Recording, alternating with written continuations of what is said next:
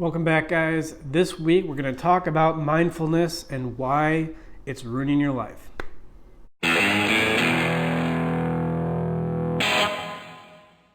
Has there ever been a word that has been repeated so often that has so little meaning than mindfulness? I think it's right up there with equality, with freedom,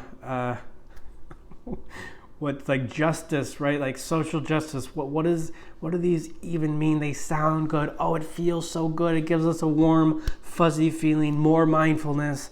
But unless we understand the context for it, well, first a definition for it, and then how do we use it in the proper way, it's not going to be helpful. In fact, most cases, it's going to end up being harmful, especially in the long term. It's like design. I mean, what if you're an architect and you had to design a house for some alien species and you didn't know anything about them? You didn't know how big they were. You didn't know their culture. You didn't know their biology, their social dynamics.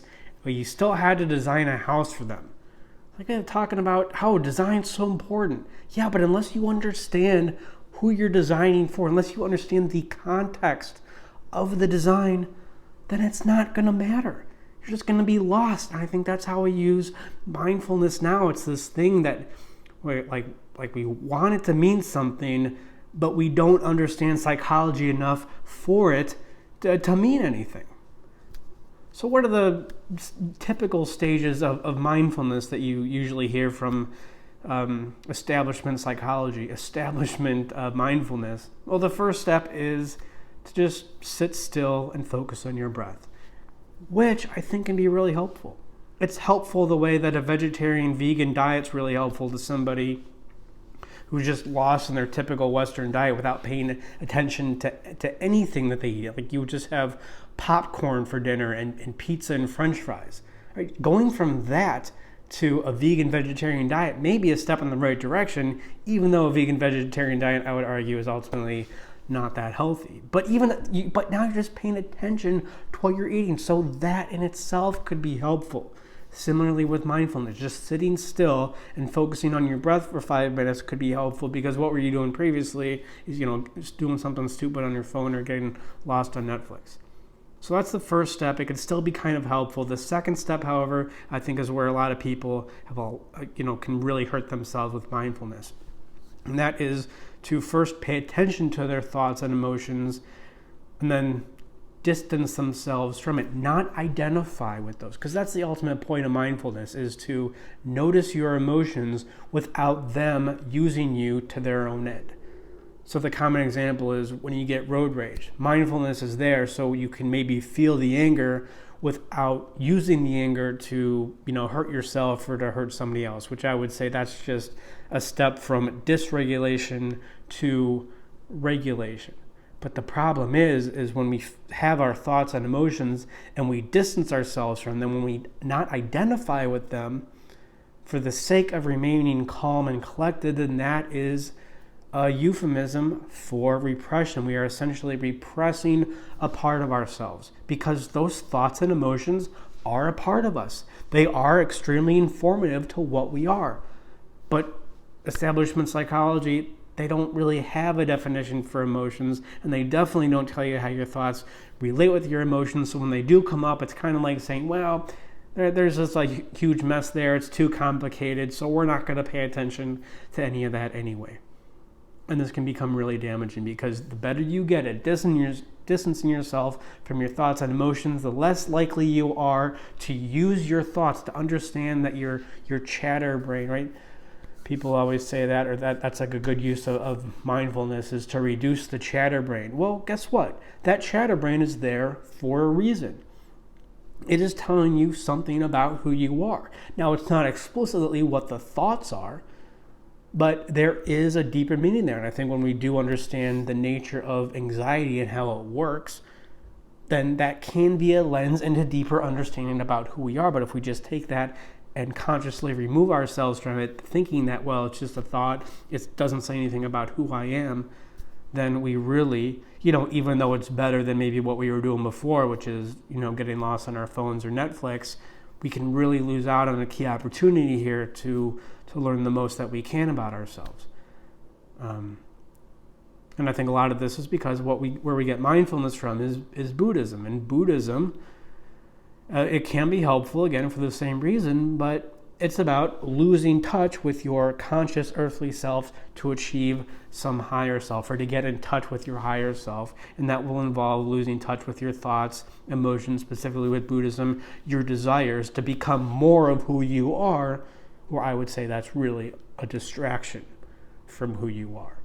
And it's only when we can understand our thoughts and emotions and how they're related to each other more specifically, that we can really use mindfulness in the correct context. And for all clarification on thoughts and emotions and what they mean and how they relate to who we are, our identity, and how we can truly become aware of that process and achieve the end state of mindfulness, which is really just emotional regulation, then go read my book, Man's Guide to Psychology, animusempire.com/ebooks for more on that. You know what else I think of when the term mindfulness comes up? And I took a seminar in mindfulness, and I was even thinking about this back then, however many years ago I took this seminar. I keep thinking about that old movie, The Gods Must Be Crazy. Remember that from the 80s, from our childhood? Well, if you didn't watch The Gods Must Be Crazy in your childhood, did you even have one? I wonder. But it's this old kind of weird a movie from I think it was made by a South African guy. And in part, it's about this African bushman kind of tribe from Namibia. And this guy's flying over in his airplane, and he's finished with his Coke, so he just throws the Coke bottle, the glass Coke bottle, onto this African bushman tribe. And at first, they think it's a gift from the gods. It's like, wow, this tool that we have, it's so useful. I can do so many different things with it. I can use it as a hammer. I can use it for treating snake skin. I don't know. They use it for a bunch of different things. And that's how I think people are with mindfulness at first. It's like this artifact from this more advanced civilization, or right, more advanced. I mean, that's what the movie questions. Are we really more advanced than a Namibian bushman tribe? But anyways, go watch the movie to find out more about that. But mindfulness is like this idea. It's like from this Atlantean civilization bestowed on us, right? Maybe a civilization that wasn't following the prime directive bestowed on us. And because we don't understand what it's really used for containing this liquid called Coca-Cola, then we can just use it for a whole bunch of things, and it doesn't really make a lot of sense. But then what happens? We start to use it too much, and if you watch The Gods Must Be Crazy, there's actually a lot of fighting in the tribe because of that, and that's what starts the whole story. The tribal chief, Key, he says, I'm going to take this Coke bottle, I'm going to throw it off the end of the earth, which ends up being the African Rift Valley, which culminates in this really great scene. But I think that's what's going on with mindfulness right now. It's like, oh, mindfulness this, mindfulness that. We can use it for so many different things.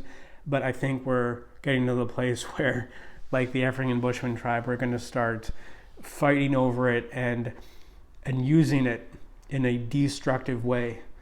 Because we don't understand the context in which it is. And if you put the Coke bottle in its proper context, which is the more advanced Johannesburg, then you're going to see, oh, it's just this thing.